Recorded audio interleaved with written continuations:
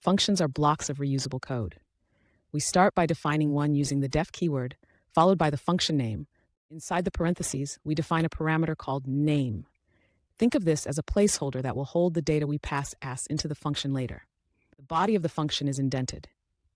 Here we create a new variable to store our greeting string. This internal logic is hidden from the rest of the program.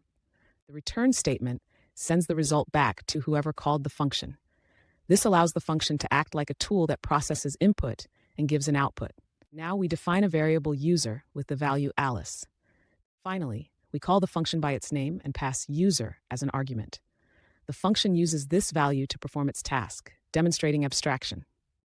We are beginning by creating a new Python file named mathgoreutils.py, which will serve as our workspace for this calculation task. By using the source preparation command, we are injecting a block of code directly into this file to define our logic. Inside the script, we define a function called calculateArea that accepts two parameters, length and width, and uses the asterisk operator to return their product. This structure is a fundamental way to keep our code modular and reusable for future operations. To confirm that our code is saved correctly, we will use the cat command to display the contents of our file directly in the terminal. By typing cat mathgoreutils.py, we are instructing the system to concatenate and print the entire file to the standard output. This is a quick and reliable way to double-check that our function definition and the subsequent print statement were saved exactly as intended. You should see the function definition for calculating the area, followed by the line that calls the function with the values 5 and 10. If the text appears exactly as you typed, now that we have saved our function and the logic to call it, it is time to see the code in action. We will use the command python3 mathutils.py to execute our script through the Python interpreter. By typing python3 followed by the file name, we are instructing the system to read our file line by line and perform the multiplication we defined.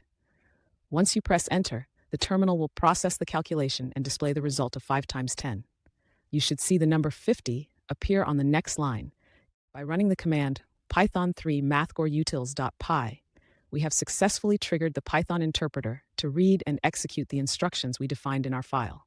You should now see the number 50 printed directly below your command prompt, which represents the result of our multiplication logic. This output confirms that our function correctly accepted the arguments of 5 and 10 and performed the intended calculation. We have now effectively bridged the gap between writing raw code and seeing it produce a functional result in our terminal environment.